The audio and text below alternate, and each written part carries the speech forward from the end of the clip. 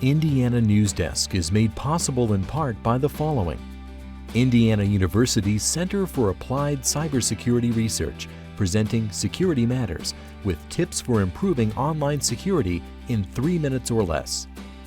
And by WTIU members. Thank you. Coming up on Indiana Newsdesk. Federal money used to maintain Indiana's roads and bridges is running out. About 60% of Indiana's overall highway construction budget comes from the Federal Highway Trust Fund, so it's really important to Indiana. Facing a looming deadline, Congress kicks the can down the road. What does a long-term solution look like, and could it affect how much you pay at the pump? A successful career in the military doesn't always translate to a successful career back home. I think sometimes in the back of people's minds, they got to think, is this guy or girl going to just snap on me one day? How veterans are struggling to overcome the stereotypes of PTSD and military life as they search for civilian jobs. These stories and a look at this week's top headlines from across the state. We feel as though Planned Parenthood doesn't tell them the truth. Right now on Indiana Newsdesk.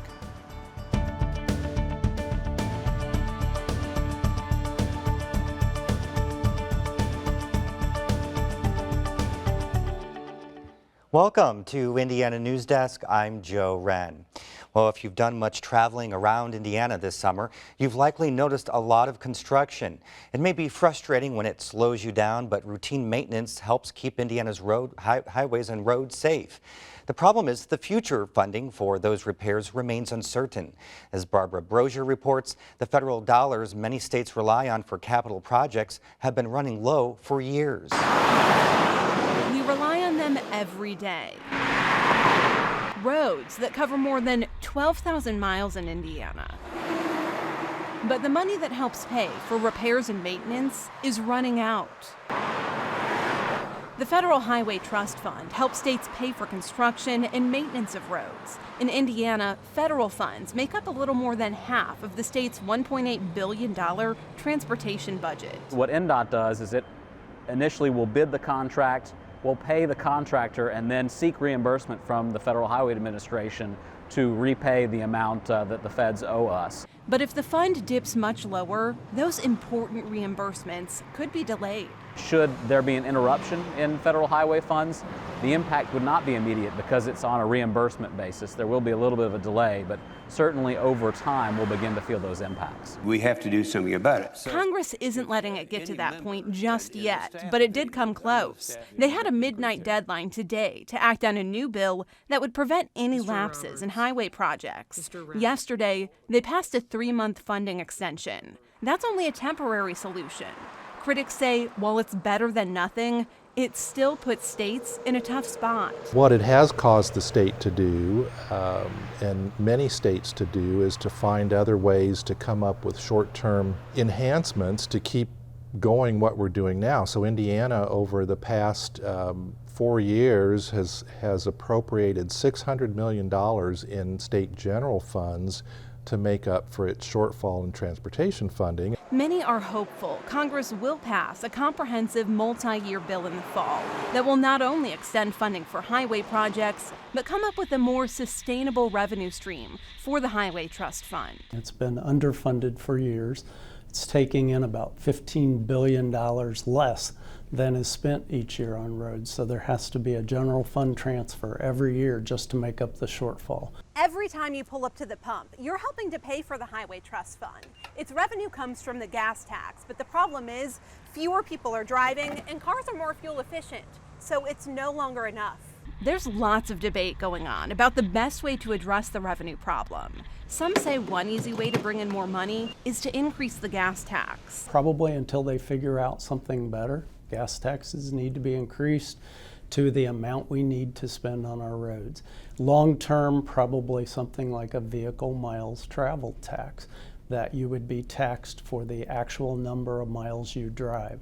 Others argue legislators need to take a more comprehensive approach and look at all of the options available. A good transportation system is about moving people and goods. It's not about favoring one particular mode of transportation. You want to do it in the most cost-effective efficient and environmentally sustainable ways. There does seem to be consensus regarding one aspect of the Highway Trust Fund. Legislators need to work hard to find a long-term solution so states can build and maintain good quality roads. Historically, it's been a long-term bill, 5 or 6 years, and we'd like to see them to come back to that because that really gives the private sector the ability to invest in employees and equipment when they know that there are projects on the other end that they can go after. The U.S. Senate did approve a 6-year highway funding plan yesterday, but the House won't take the bill up until the fall because they're in recess. Senator Dan Coates voted in favor of the bill despite colleagues shooting down his proposed amendment. Coates wanted language written into the legislation that would have guaranteed Indiana got back 95% of its contributions to the trust fund. In a statement, he said, "While I was disappointed my amendment was not adopted, it is more important to ensure that Indiana has the long-term certainty our state needs." Senator Joe Donnelly voted against the bill because he says Indiana would only get a rate of return of about 91%. He released a statement saying, "I will continue to fight for the best interest of Hoosiers so that Indiana gets its fair share in federal highway funding." As we mentioned, Indiana is seeking its own ways to boost transportation revenue. The Indiana Department of Transportation is in the middle of a 2-year study to determine feasible alternatives. Those could include increasing the gas tax, imposing a tax for the number of miles driven in a year, or tolls. Now for headlines, we go over to Barbara Brosier, who has the latest on this week's top stories. Thanks, Joe. Governor Pence is requesting a federal disaster declaration for 53 counties that suffered severe crop damage due to flooding. The state saw record rainfall in May and June, and in 50 counties, at least 30% of the crops were damaged or destroyed. If the U.S. Department of Agriculture approves the state's request, the federal disaster declaration could provide farmers with financial assistance to make up for some of their losses. Clark County is asking the state to approve a needle exchange program because of high rates of HIV and hepatitis C. Commissioners decided to move forward with the request after holding a public hearing on the proposal last night, where several people spoke out in favor of the exchange. The county's public health officer says HIV and hepatitis C rates are 25 to 30% higher than the state average. The county is also directly south of Scott County, where the state's HIV outbreak has hit hardest. The needle exchange must be approved by the state health commissioner in order to be implemented. The organizers of Gen Con say they are shopping around for other host cities in case state lawmakers don't expand protections for gays and lesbians. The nation's largest tabletop gaming convention is being held this weekend in Indianapolis for the 12th consecutive year. It's the state's largest annual convention, with 60,000 people expected to attend. Convention organizers threatened to leave earlier this year when the legislature passed the controversial Religious Freedom Restoration Act. They decided to remain in Indianapolis when lawmakers changed the law to clarify it could not be used to discriminate against members of the LGBT community. But gay rights advocates have since called for sexual orientation to be added to the state's non-discrimination statute, something Gen Con CEO supports. Gen Con has a contract to stay in Indianapolis until 2020. Planned Parenthood clinics in Indiana are being cleared after an investigation by the State Department of Health. As Brandon Smith reports, Governor Mike Pence ordered the investigation 2 weeks ago after a group posted an undercover video that purported to show National Planned Parenthood officials discussing the sale of aborted fetal tissue. After investigating Planned Parenthood facilities in Bloomington, Indianapolis, and Merrillville, the Indiana State Department of Health sent those clinics letters saying they were unable to find any non-compliance with state regulations. The Indiana Planned Parenthood CEO responded by saying they are not surprised at the outcome of the investigation. His State Department of Health surveyors are in our facilities every single year to ensure that it is appropriate for us to continue to be licensed, and we always are. It is time to say enough is enough. Some people, though, are still calling for Planned Parenthood to be defunded. My friends, we cannot let this issue die. We must finally stand our ground. Protesters lined the sidewalk outside Planned Parenthood in Bloomington this week as part of nationwide protests calling for an end to any federal support for the organization. We feel as though Planned Parenthood doesn't tell them the truth. They don't tell them the truth about contraception or abortion. And there are many women injured because of what Planned Parenthood does. Several members of Indiana's congressional delegation have joined the call to defund Planned Parenthood. Supporters of the group emphasize the organization provides vital health care services to women, and there are already restrictions in place that bar federal money from going toward abortions. Governor Mike Pence says while the investigation revealed Planned Parenthood clinics in Indiana aren't participating in the sale of fetal tissue, he still wants the organization defunded. A southern Indiana man is facing charges after stealing items from an Indiana National Guard armory. 23-year-old Cody Profit of New Albany was arrested Thursday morning and charged with theft on a warrant issued in late May. He's accused of stealing several military-style tasers and pepper spray canisters that were stolen in November of last year. Investigators have since located $10,000 worth of items, many of which were being sold on social media. The Indiana State Police are still looking for additional tasers and pepper spray canisters. A formal complaint has been filed against State Superintendent Glinda Ritz regarding allegations she accepted campaign donations during the General Assembly this year. Wayne Cornwell of Whitesville filed the complaint, saying Ritz's campaign violated various state laws when it accepted more than $8,000 during the legislative session.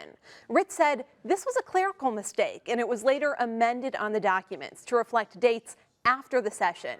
The formal complaint will likely mean the Indiana Elections Commission will launch an investigation into the allegations. Another complaint was filed earlier in the week, but later retracted.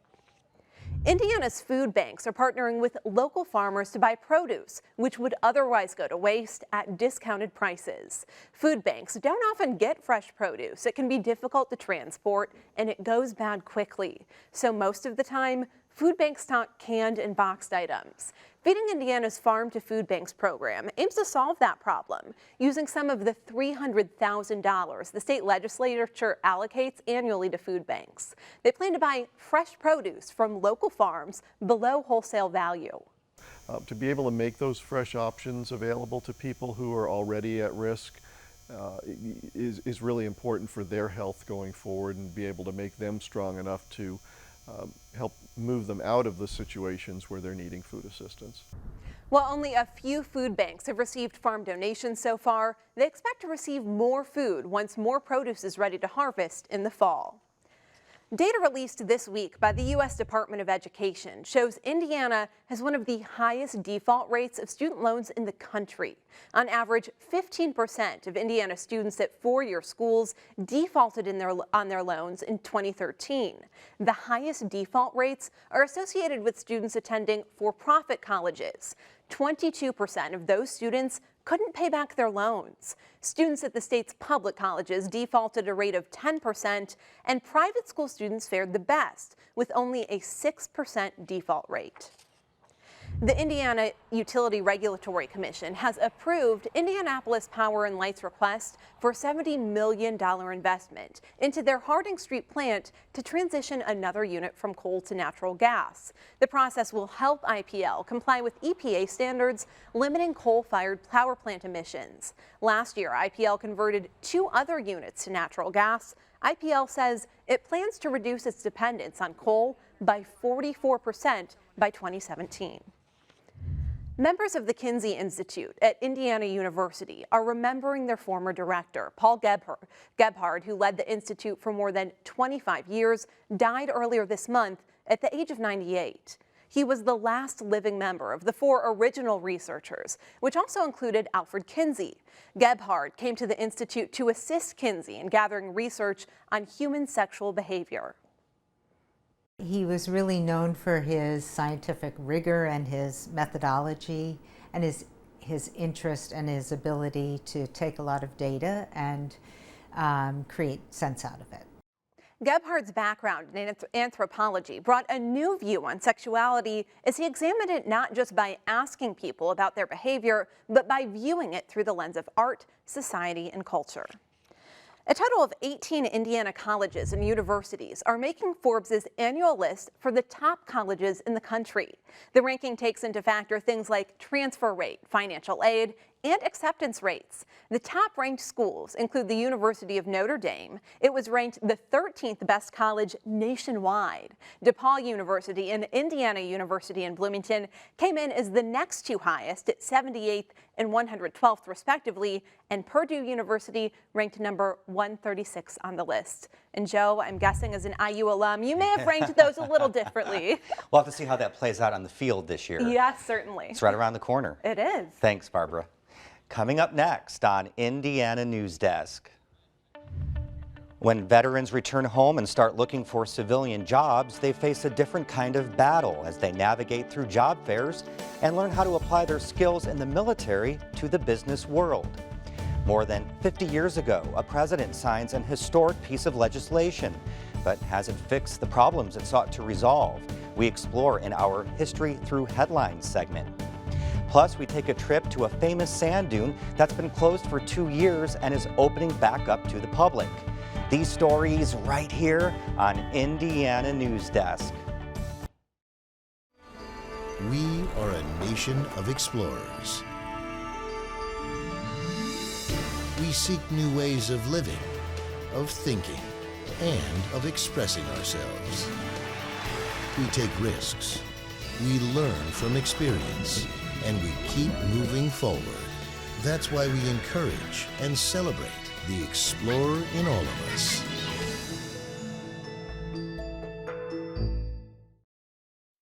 $10,000. 15?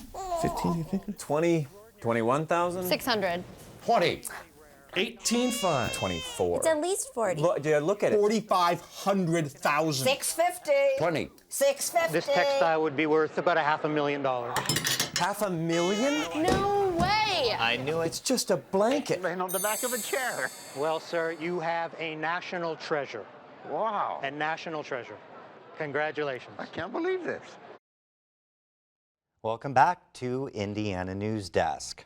The unemployment rate among Indiana's veterans is about the same as the state's overall average of 5.4%. But when you break it down and look specifically at veterans who enlisted after 9/11, that number jumps to about 1 in 10, twice the state's total unemployment rate. In the final part of our three-part series on Hoosiers re-entering the workforce, Gretchen Frazee explains what programs are helping soldiers get back into the civilian life and what stands in their way. Oh, what is that? These days, Eric Klasnick spends most of his time at home, taking care of his 5-month-old son, Jacob. This life as a stay-at-home dad is starkly different from the one he's used to. I finished the Army in 1st of October. Yep. As a logistics manager for the Army, Klasnick completed 2 military tours in Iraq and Afghanistan and coordinated training and operations on 3 continents. People are like, oh yeah, I get job offers. Yeah, you may have to work on the weekends. Well, that's not going to work. I did that in my 11 years of service, and I want to make it that we're here together as a family, especially on the weekends. Like many veterans, Klasnick attends job fairs like this one, hosted by the Hoosier Veterans Assistance Foundation, where companies that want to specifically hire veterans come to connect with job seekers. We are a time-sensitive organization. We have a right now need, not a lot of time to, parcel out all the time why we're doing it. We need to get it done, and that usually translates very well for our veterans. These events are good for young veterans or those with little formal work experience, like Ricky Wilkinson. I've been out of work now about 12 years, but over the last year, with my homelessness and housing issues and alcohol abuse issues, which landed me homeless, I've been looking for work. Wilkinson is a Vietnam-era vet and says there's a lot more support for veterans coming home now than there was when he returned in 1972. Over the years, things have changed. It's more celebrated, the guys that are returning home now. But for veterans who have years of experience managing dozens of people, being forced to take an entry-level job and a pay cut can seem like a demotion. That's why many organizations focus on helping vets translate their military skills to the business world. I think oftentimes veterans may feel that they that they don't know how to translate their experience onto a piece of paper, but it's certainly something that we're helping the veterans do because their skills are life skills and they translate well, especially with dependability and structure and follow through. Klasnick says tweaking his resume and learning how to pitch his experience to employers has been helpful. But no matter how much he dresses up his CV, when he gets called in for interviews, even with companies that say they're veteran-friendly, there's still the elephant in the room. I think sometimes in the back of people's minds, and they're going to think PTSD. Post-traumatic stress disorder has become a major topic of conversation in recent years. The U.S. Department of Veterans Affairs estimates between 11 and 20% of veterans who served in Iraq and Afghanistan have some form of PTSD. I served two combat tours. There's guys and girls out there that have served multiple. They got to think, is this guy or girl going to just snap on me one day? These hurdles mean it could still be several months before Klasnick finds a job that will support his family. Right now, they're living off his wife's salary as a speech pathologist. But if there's one thing Klasnick's learned from the military, it's determination. The Veterans Affairs Department estimates there are about 500,000 veterans in Indiana. While many of those are already retired, the number of post-9/11 veterans is expected to increase as troop drawdowns continue in the Middle East. This is the last part of our three-part series on re-entering the workforce. You can find the other two stories about mothers and millennials on our website, WTIUnews.org. And now we take a look back at what was making the news in our History Through Headlines segment. It was 1964. The Beatles came to America. The New York World's Fair was held in New York City. And President Lyndon B. Johnson signed the Civil Rights Act into law.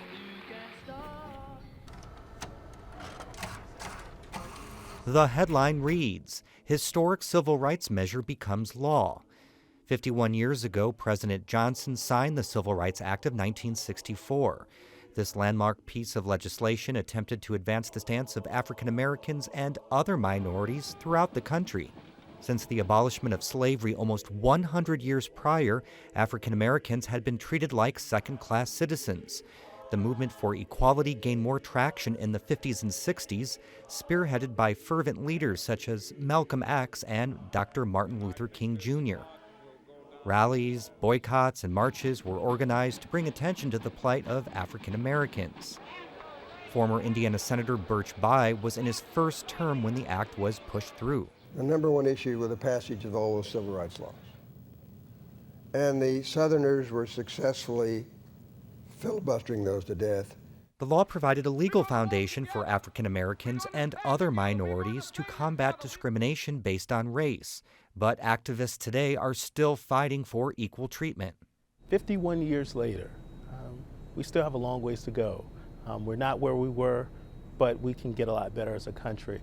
As I look around and I see protests in places like Ferguson, in Baltimore, in Charleston, I know that the work of civil rights activists is still important and will continue to challenge the nation and should continue to challenge the nation. President Johnson gave out 72 ceremonial pens used to sign the law. He gave one of those to Dr. Martin Luther King Jr. 3 hours after the bill had passed, its signing was rushed for the July 4th weekend. And for the first time in nearly 2 years, a popular dune along Indiana's National Lakeshore is at least partially open to the public. Mount Baldy closed in 2013 after the dune collapsed and swallowed a 6-year-old boy. The boy survived, but scientists are still trying to figure out how it all happened. As Barbara Brozier reports, special tours are giving families an up-close look at the mystery behind Mount Baldy.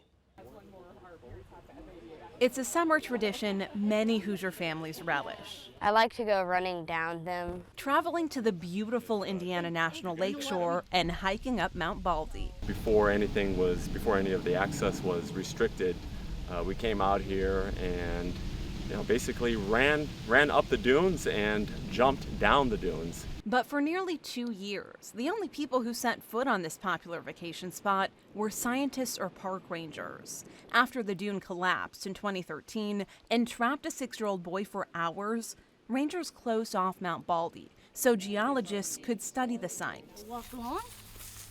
And great questions, guys. Now the public's getting a chance to study it too. The park's offering ranger-led tours that take people on a safe route up to the dune, where they learn more about the research happening here and what it could mean for Mount Baldy's future. We don't want anybody else falling in. We know it's a danger.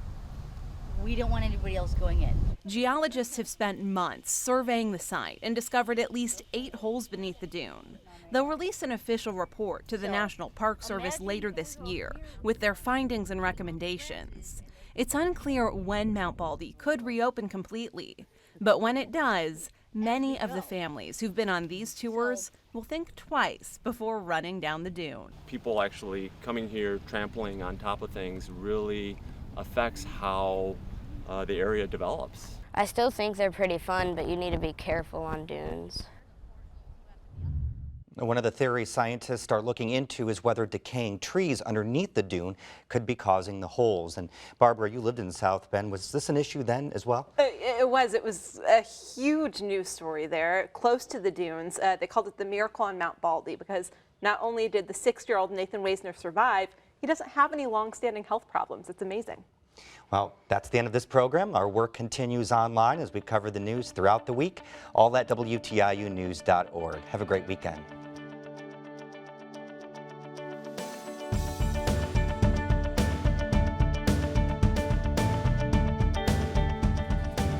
Indiana Newsdesk is made possible in part by the following: Indiana University's Center for Applied Cybersecurity Research, presenting Security Matters, with tips for improving online security in 3 minutes or less.